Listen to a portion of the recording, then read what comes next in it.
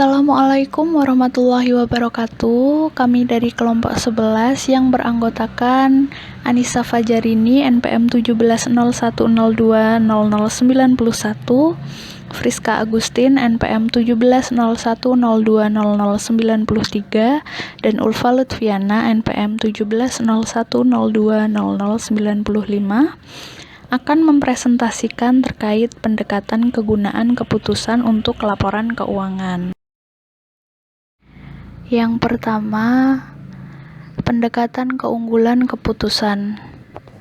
Pendekatan ini berguna untuk melaporkan keberhasilan manajemen dalam mengelola sumber daya perusahaan. Dalam mengadopsi pendekatan kegunaan keputusan, terdapat dua pertanyaan utama yang harus diatasi, yaitu yang pertama, siapa pengguna laporan keuangan? Seperti yang telah kita ketahui bahwa banyak pengguna laporan keuangan. Akan sangat membantu apabila pengguna tersebut dikelompokkan dalam kelompok-kelompok besar seperti investor ekuitas dan hutang, manajer, serikat pekerja, pembuat standar, dan pemerintah. Kelompok-kelompok ini disebut dengan konstituensi akuntansi. Kemudian pertanyaan yang kedua, apa masalah keputusan pengguna laporan keuangan? Dalam masalah keputusan ini, akuntan akan lebih siap untuk memenuhi informasi kebutuhan dari berbagai konstituensi. Kemudian laporan keuangan akan dibuat sesuai dengan kebutuhan informasi para pengguna laporan keuangan. Dengan cara ini, laporan keuangan tersebut akan lebih bermanfaat. Selanjutnya, teori keputusan bagi akuntan. Teori keputusan penting untuk akuntan karena mendasari pernyataan penentu standar akuntansi. Pendekatan kegunaan keputusan mempengaruhi masalah dalam mengidentifikasi pengguna keuangan, pernyataan, dan informasi yang mereka butuhkan untuk membuat keputusan yang baik. Materi selanjutnya, teori keputusan tunggal orang tunggal. Teori keputusan satu orang mengambil sudut pandang seseorang yang harus membuat keputusan dalam kondisi ketidakpastian. Teori keputusan relevan dengan akuntansi karena laporan keuangan memberikan informasi tambahan yang berguna untuk banyak keputusan. Hal ini terkait dengan 3 pokok bahasan. Yang pertama, teori keputusan yang diterapkan. Yang kedua, sistem informasi, dan yang ketiga, definisi informasi. Terkait dengan teori keputusan tunggal orang tunggal, yang pertama, teori keputusan yang diterapkan. Informasi laporan keuangan saat ini bisa dilihat sebagai prediktor kinerja perusahaan di masa depan. Apabila investor cukup kecil, keputusan membeli dan menjual suatu investasi tidak akan mempengaruhi harga pasar. Dalam istilah ekonomi, ia adalah pengambil harga. Ia juga mengesampingkan keputusannya dari kejadian lain. Itu dapat mempengaruhi imbalannya, tetapi dianggap sangat tidak mungkin sehingga tidak layak dipertimbangkan. Teori keputusan memberitahu kita bahwa jika dia harus memutuskan sekarang, Bill yang merupakan seorang investor harus memilih tindakan itu dengan utilitas yang diharapkan tertinggi.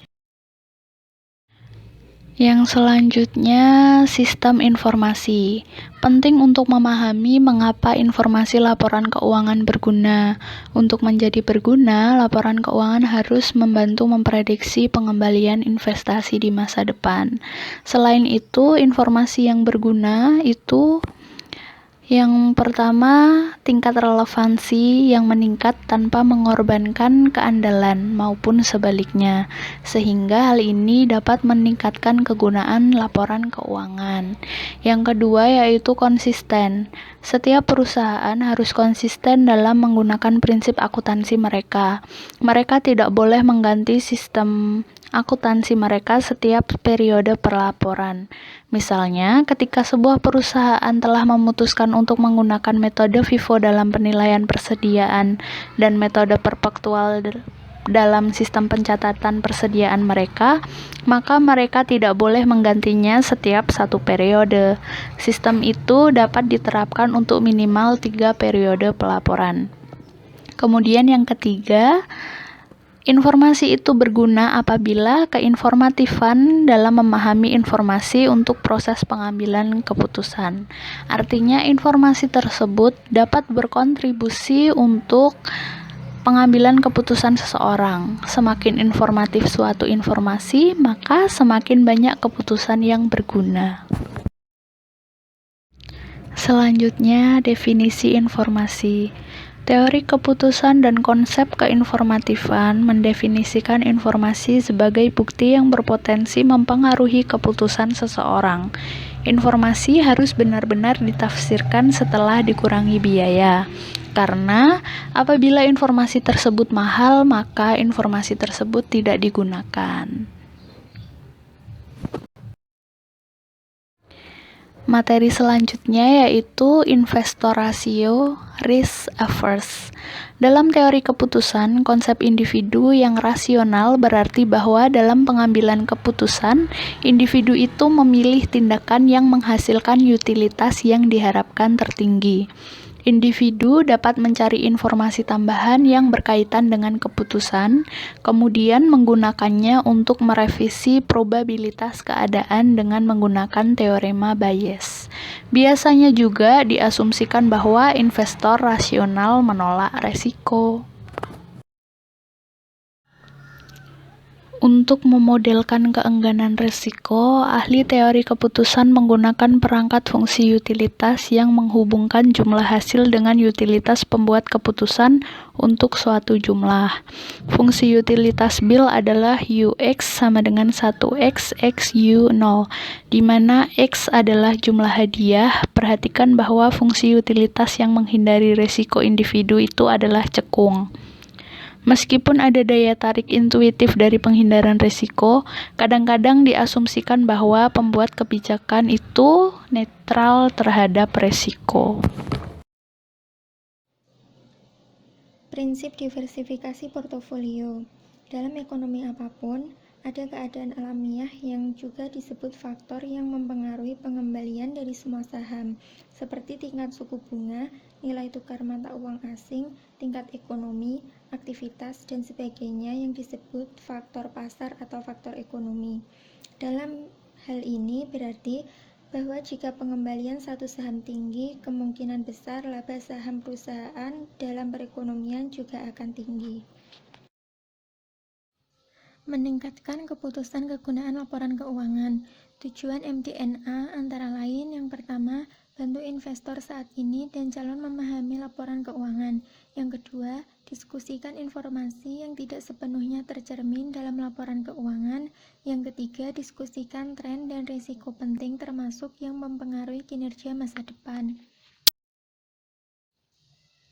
Yang keempat, berikan informasi tentang kualitas dan kemungkinan variabilitas, pendapatan, dan arus kas untuk membantu investor menentukan apakah kinerja masa lalu merupakan indikasi masa depan kinerja. Dan yang kelima, berikan informasi tentang peringkat kredit. Kesimpulan, MDNA merupakan langkah besar yang diambil oleh Komisi Sekuritas untuk penetapan standar itu melampaui persyaratan GAAP. Alasan Komisi Sekuritas terlibat dalam peraturan pengungkapan MDNA adalah standar akuntansi itu berhubungan dengan laporan keuangan. Penelitian saat ini melaporkan bukti bahwa MDNA berguna untuk pengambilan keputusan. Saya Anissa Fajarini, NPM 0091, akan melanjutkan presentasi dari Mbak Ulfa, yaitu tentang reaksi dari Badan Akuntansi Profesional terhadap pendekatan kegunaan keuntungan.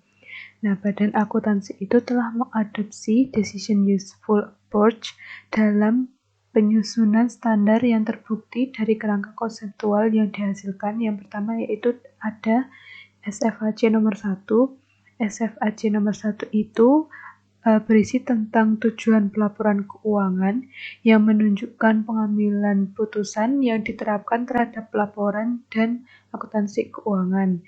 Nah, pada single person decision theory, menyediakan pemahaman akan kebutuhan informasi bagi investor yang tidak menyukai risiko dan investor yang rasional.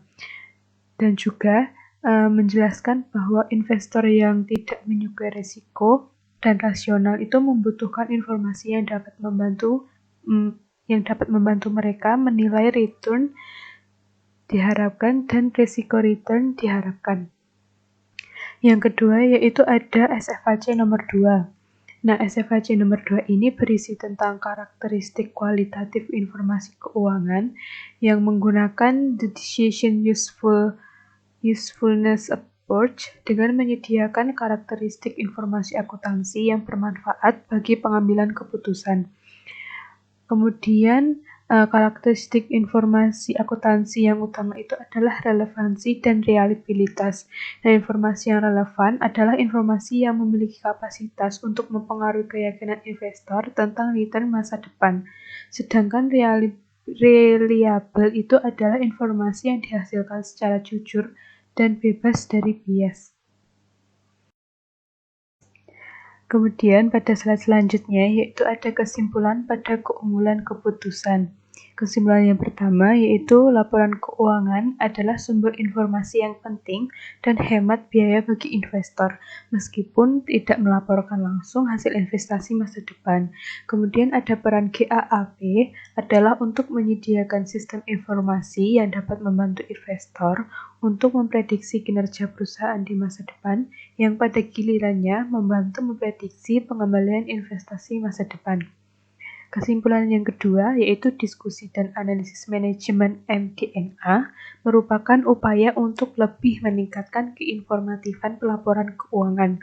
Kemudian kesimpulan yang terakhir yaitu Badan Pengaturan Standar Akuntansi utama seperti IASB dan FASB itu telah mengadopsi pendekatan kegunaan keputusan. Nah, ini dibuktikan dengan kerangka konseptual mereka yang menunjukkan pengakuan yang jelas tentang peran pelaporan keuangan dalam memberikan informasi yang berguna bagi investor. Yang selanjutnya yaitu membahas artikel tentang The Decision Usefulness of Fair Value Accounting, a Theoretical Perspective yang ditulis oleh George Marcus Hitz. Yang pertama yaitu membahas abstrak. Makalah ini membahas isu tentang kegunaan keputusan sistem pelaporan berbasis nilai wajar dari perspektif teoritis. Analisis dilakukan sebagai analisis ekonomi, lalu ada dua pendekatan untuk kegunaan keputusan diadopsi, yaitu perspektif pengukuran atau penilaian dan perspektif informasi. Kemudian temuan menunjukkan bahwa relevansi keputusan pengukuran nilai wajar dapat dibenarkan dari kedua perspektif tersebut, namun kasus konseptual tidak kuat. Yang selanjutnya yaitu pendahuluan. Makalah ini dimotivasi oleh pergeseran standar pelaporan keuangan yang sedang berlangsung untuk perusahaan yang terdaftar menuju pelaporan berbasis nilai wajar, terutama semakin pentingnya nilai wajar sebagai atribut pengukuran akuntansi.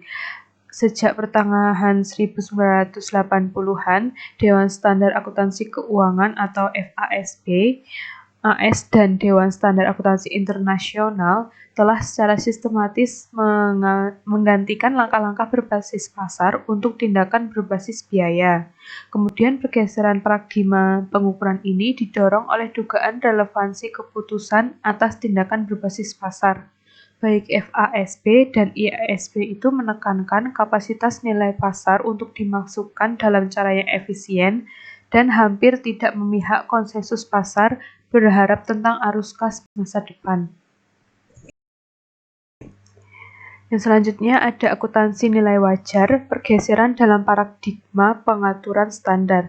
Yang pertama yaitu ada nilai wajar, definisi, dan estimasi. Nilai wajar sendiri adalah harga pasar keluar yang akan menghasilkan kondisi pasar yang mendekati ideal. Sedangkan estimasi nilai wajar itu mengikuti pada prinsipnya hierarki 3 tingkat. Prinsip pemerintahan adalah keunggulan tindakan berbasis pasar, gagasan yang dapat disangkal bahwa harga pasar atau data pasar lebih informatif dan dapat diandalkan daripada perkiraan internal. Kemudian yang kedua ada yayasan paradigmatik, yaitu berkenaan dengan pelaporan keuangan. Paradigma harus didefinisikan sebagai seperangkat keyakinan bersama tentang tujuan pelaporan keuangan. Kemudian paradigma nilai wajar didasarkan pada paradigma kegunaan keputusan yang ditetapkan sebagai tujuan penetapan standar resmi hanya dengan pembentukan FASB dan proyek kerangka kerja konseptual. Kemudian yang ketiga yaitu ada evolusi dan implementasi paradigma nilai wajar. Kekurangan dari pendekatan ini telah diidentifikasi oleh FASB sudah pada awal tahun 1980-an dan menghasilkan perombakan umum dari model akuntansi. Nah, langkah terbaru dalam evolusi paradigma nilai wajar itu telah diambil baru-baru ini, seperti pada PSAK 157, pengukuran nilai wajar memberikan panduan yang cukup tentang definisi dan estimasi nilai wajar, sehingga memberikan konsep berbasis prinsip otoritatif yang berlaku untuk standar apapun yang menggunakan tujuan pengukuran nilai wajar. Kemudian yang keempat yaitu nilai wajar dalam standar akuntansi kontemporer. Nah, IFRS itu mengimplementasikan paradigma nilai wajar secara progresif, sementara FASB jelas mengambil sikap hati-hati terutama pada revaluasi item non-keuangan. IASB mengadopsi pengukuran nilai wajar dengan cara yang lebih konsekuen, menerima erosi pilar kembar dari model biaya historis, kemudian pengukuran berbasis biaya dan berbasis transaksi pengakuan pendapatan. Metodologi penelitian.